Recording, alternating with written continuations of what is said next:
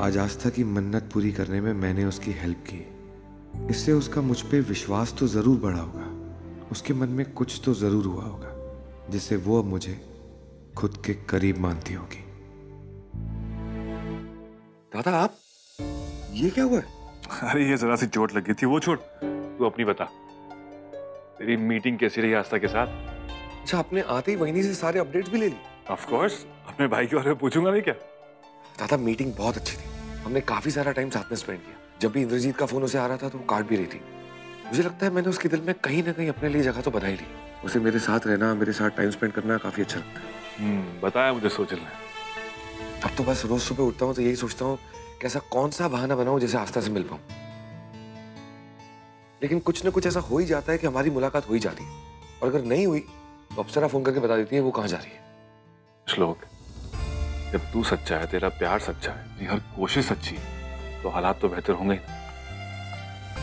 And I am really proud of you कि तूने अपनी उम्मीद नहीं छोड़ी और रास्ते पे डटा रहा।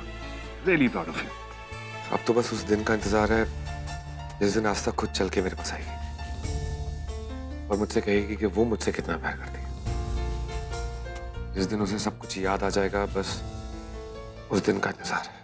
और वो दिन बहुत जल्दी आएगा, I am sure of it. दादा, बाबा कैसे? उनका ऑपरेशन कैसे हुआ? मैं उनसे मिलना चाहता हूँ। हाँ, वो ठीक है, he is in recovery right now. Doctor ने कुछ टाइम अंडर ऑब्जर्वेशन रखना चाहते हैं, लेकिन श्लोक वो अगर कुछ बोलते हैं तो सिर्फ तेरा नाम। मेरे ख्याल से अगर तू चल के उनसे मिलेगा ना, उन्हें बहुत अच्छा लगेगा। बहुत जल्द मिलूंगा दादा। तो बस यही चाहता हूँ कि आस्था और बाबा दोनों ठीक हो जाए, दोनों वापस आ जाए और हम सब चलकर अपने घर में रहें, अंजलि निवास में। और ये बहुत जल्द होगा।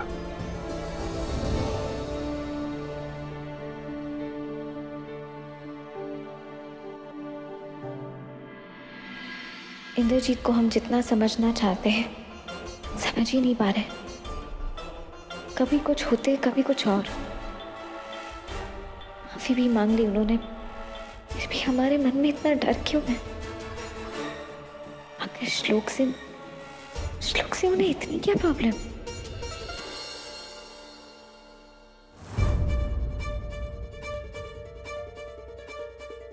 Madam, juice.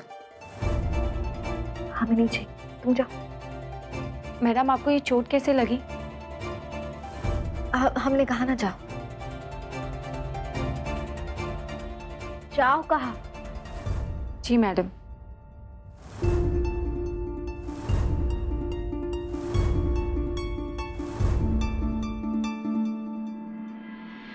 ये रोमियो, चल ना आप उनके साथ क्रिकेट खेलने के लिए। अरे आज ना अपन की छुट्टी है, चल ना अपने साथ प्लीज। नहीं यार, अभी नहीं।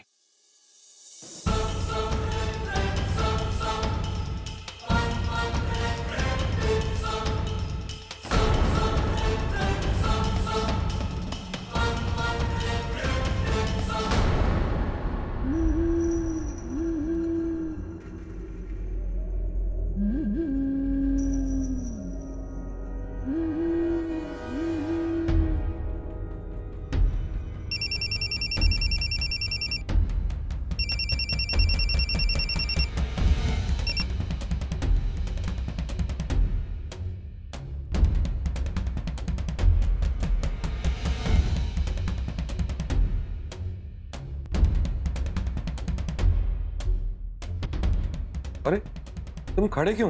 बैठो ना।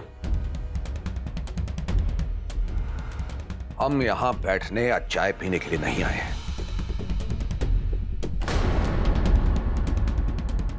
जो कहने आए हैं उसे अपने मंद बुद्धि दिमाग में बिठा लो।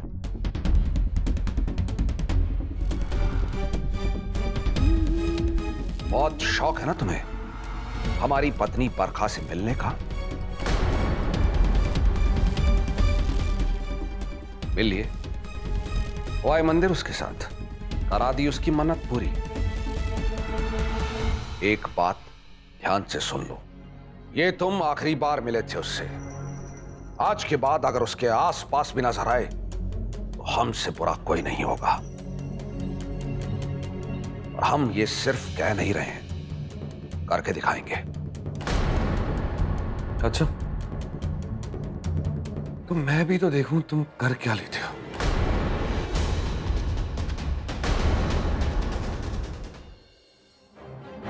श्लोक जी मेरा फोन क्यों नहीं उठा रहे? कहीं वहां कुछ गड़बड़ तो नहीं हो गई है? सोचल वैनी को फोन करती हूँ, पता तो चले चल क्या रहा है।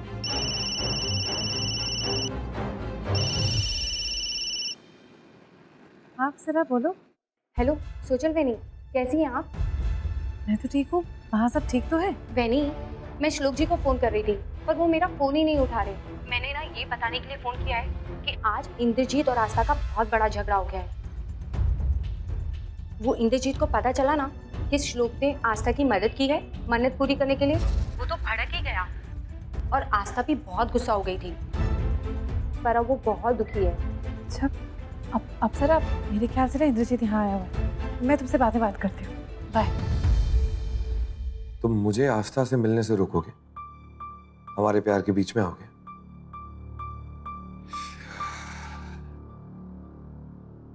एक बात तुम्हारे भी तो समझ में नहीं आ रही ना, आस्था मेरी पत्नी है। चलो ठीक है, एक नहीं, 100 नहीं, 1000 बार मिलूंगा उससे।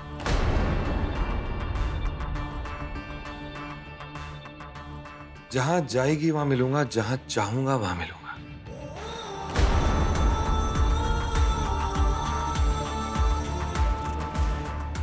और वैसे भी 2 दिन में आस्था का बर्थडे है और ये मेरा चैलेंज है कि उसका ये बर्थडे उसके साथ मनाऊंगा। मैं भी देखूं कि तुम कर क्या लेते हो, जो करना है कर लो।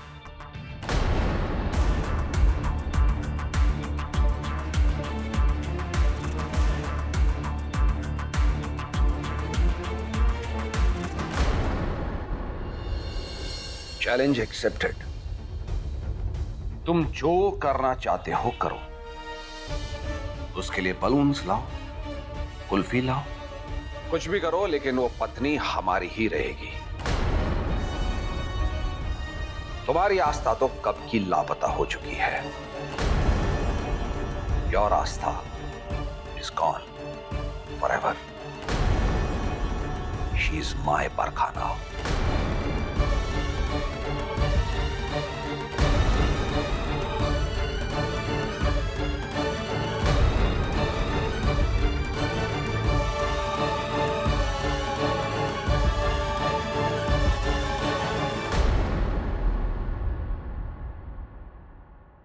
भाजी, आपका इस तरह आस्था को बार बार मिलना ना इंद्रजीत को बिल्कुल पसंद नहीं आ रहा। वो आपको तो कुछ नहीं कर सकता, पर आई होप वो आस्था भी अपना गुस्सा ना निकाले।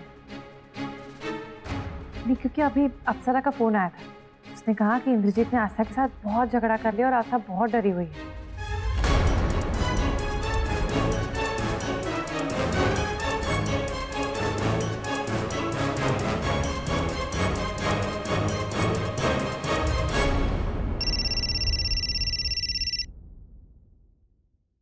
हेलो हेलो अप्सरा, क्या हुआ? क्या किया इंद्रजीत ने? देवा, अगर श्लोक जी को हाथ पकड़ने वाली बात बता दी तो पता नहीं। अप्सरा, मैं तुमसे कुछ पूछ रहा हूँ। बस उन दोनों के बीच में बहस हो गई थी श्लोक जी, यही बताने के लिए फोन किया था। पता ना? हाँ श्लोक जी, यही तो हुआ था, इसीलिए तो वैनी को फोन करके बताया। श्लोक जी अब मैं रखती हूँ, शायद कोई आ रहा है। क्या हुआ? आप सर ने कुछ और कहा? कुछ ज्यादा खास नहीं। मैं सिर्फ इतना जानता हूँ कि इंद्रजीत जो कुछ भी कर रहा है वो अपने जाल में खुद ही फंसता जा रहा है और एक न एक दिन उसकी असलियत आस्था के सामने खुद ही आ जाएगी।